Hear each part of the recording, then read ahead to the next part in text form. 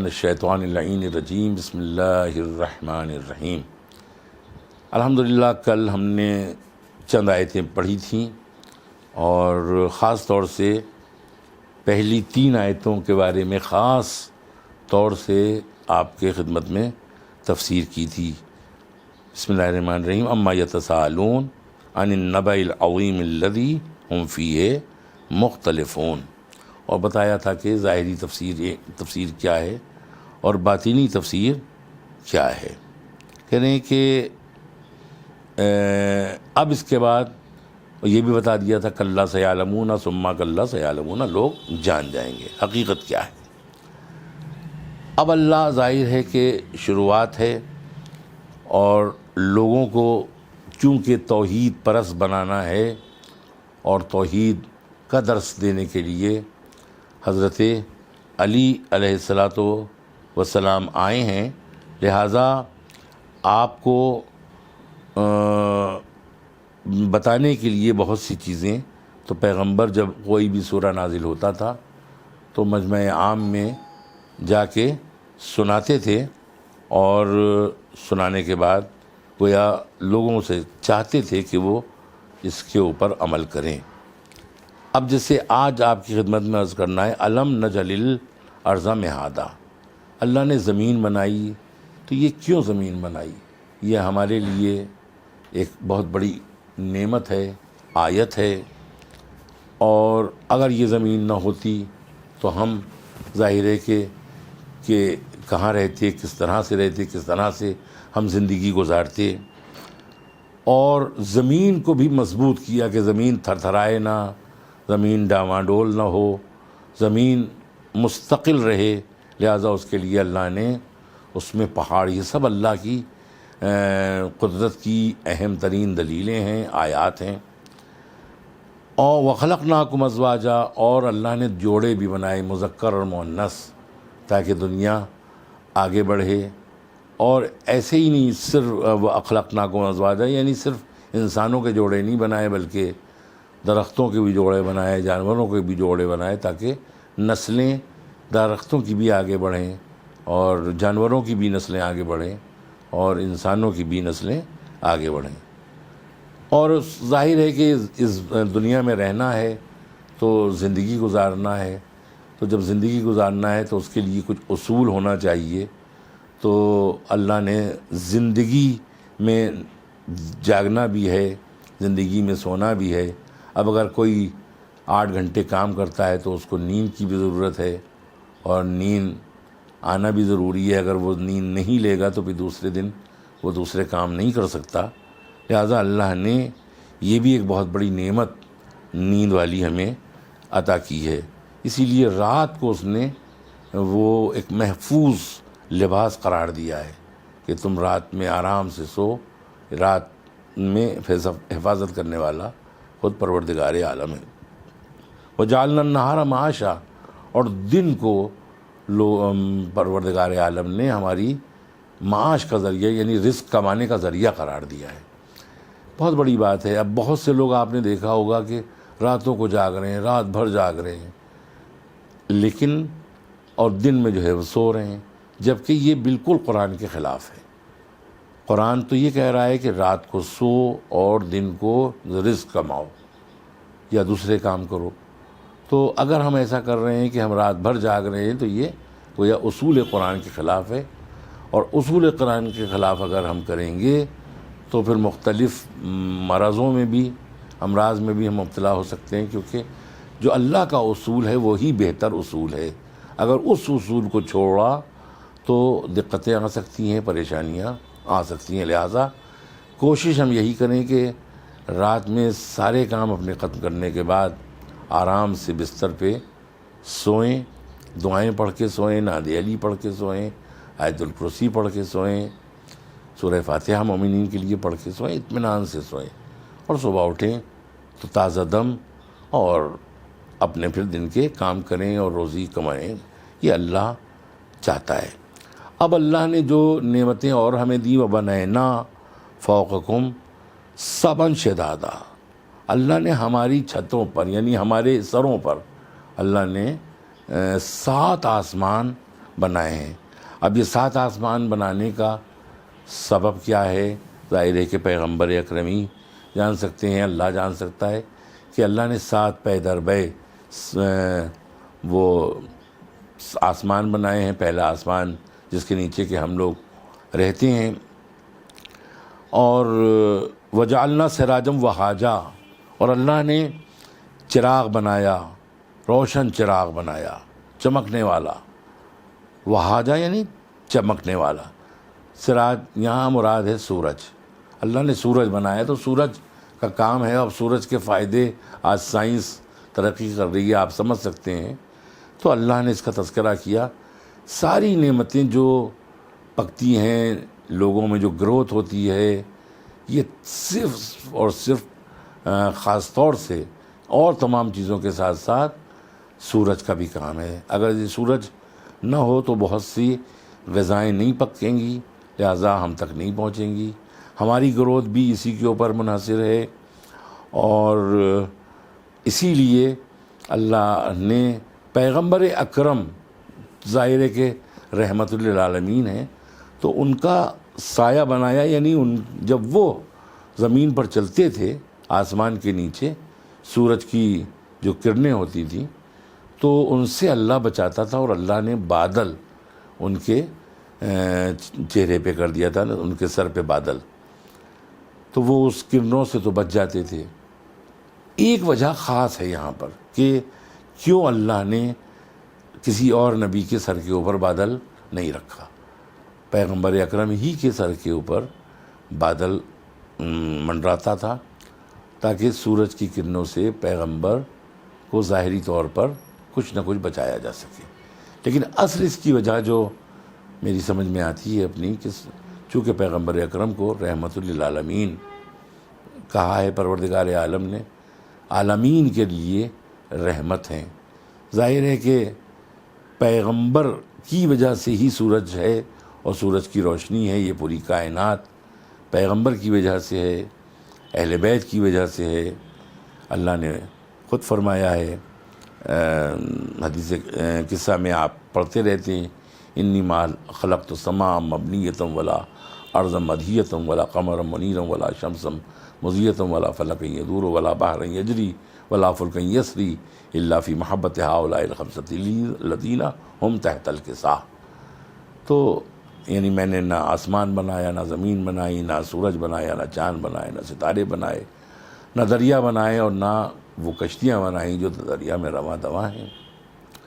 اگر ہم نے کچھ بنایا ہے تو ان 5 کی محبت میں بنایا ہے۔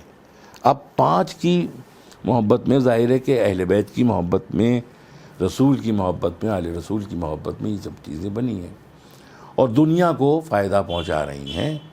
یہ پیغمبر اس کو دنیا کو بتا رہے ہیں۔ تو جو میں نے کہا کہ اللہ نے رحمت للعالمین قرار دیا ہے، کیونکہ اگر رحمت الہی جو عظیم رحمت ہے اللہ کی، جو پیغمبر ہیں اور عظیم نعمت بھی ہیں، تو اب مگر وہ سورج جو نعمت ہے وہ کچھ بھی ہو، لیکن وہ چونکہ ان کی محبت میں بنا ہے اور ان کی وجہ سے اس کی خلقت ہوئی ہے، لولا کا لما خلقت الافلاق، اللہ نے کہا ہے حدیث قدسی میں کہ ہم کچھ بناتے ہی نہیں، ہم نے جو کچھ بنایا ہے وہ تمہارے لیے بنایا ہے۔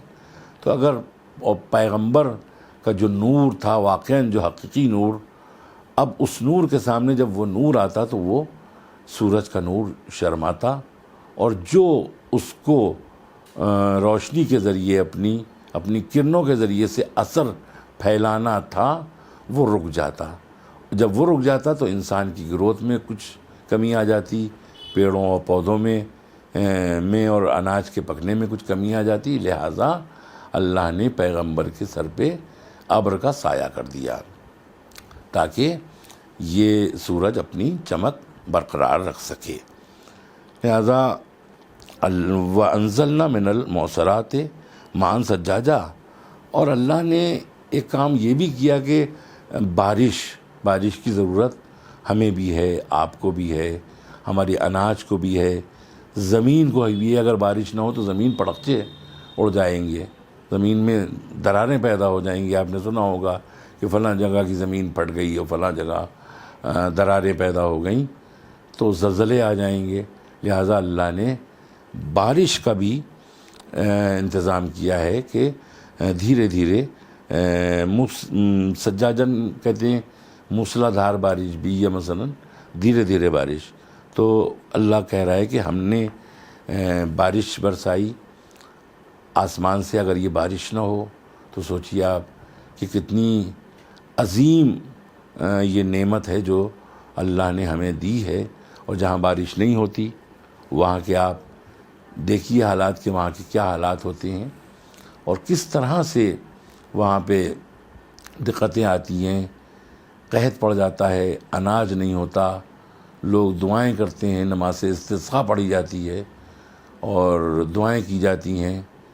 بچوں کو ان کے ماؤں سے الگ کر دیا جاتا ہے، جانوروں کے بچوں کو ان کی ماں کے تھنوں سے الگ کر دیا جاتا ہے، اور تاکہ بلبلا کے گڑ کے میدان میں آ کے نماز استسقاء یعنی پانی لانے والی نماز استسقاء، یعنی پریشان ہیں لوگ، لہٰذا پانی برسانے کے لیے دعائیں ہوتی ہیں، نمازیں ہوتی ہیں، کیونکہ بارش بہت اہم چیز ہے. اللہ کی یہ ایک عظیم نعمت ہے جو اللہ نے ہم لوگوں کو عطا کی ہے. لِنُخْرِجَ بِهِ حَبًّا وَنَبَاتًا. دیکھیے بات واضح ہے. جب ظاہر ہے کہ بارش زمین بنائی، اسی لیے اب جب بارش ہوگی تو بارش کے بعد ہی اللہ جو ہے وہ ہمارے لیے دانے اگائے گا، ہمارے لیے چیزیں اگائے گا، اناج اگائے گا. اگر بارش نہیں ہوگی تو یہ کام نہیں ہو سکتا. یعنی اصل بنیاد جو ہے وہ بارش ہے. بارش جب ہوتی ہے تو دانہ اس میں ٹھہرتا ہے، بیج ڈالتے ہیں تو وہ دھیرے دھیرے گروتھ کرتا ہے، بڑا ہوتا ہے. پھر اس میں سورج کا کام ہے، سورج اس کو بڑا کرتا ہے. اس طرح سے اللہ نے ہمیں نعمتوں سے نوازا. اللہ ایسے ہی نہیں اپنی توحید کو منوا رہا ہے. یا پیغمبر اکرم جو توحید کی باتیں کر رہے ہیں کہ قولوا لا الہ الا اللہ تفلحوا، کہو تم لا الہ الا اللہ فلاح پا جاؤ گے، ایسے ہی نہیں کہہ رہے ہیں، بلکہ اللہ ان نعمتوں کا تذکرہ کروا کے اپنی توحید کو منوا رہا ہے. اللہ احسانات بتا رہا ہے اپنے کہ دیکھو ہم نے آسمان بنایا تمہارے لیے، ہم نے تمہارے لیے زمین بنائی، ہم نے تمہارے لیے پہاڑ بنائے، ہم نے تمہارے لیے سورج بنایا، ہم نے تمہارے لیے آسمان بنایا، ہم نے تمہارے لیے پھل اگائے. وجنات الفافا، اور ہم نے یہ باغات بھی جو بنائے ہیں مسلسل گھنے. الفافا لفیف لفظ سے ہے، یہ لف یعنی اس سے لفیف، لفیف سے الفاف یعنی گھنے گھنے باغات جو بنائے.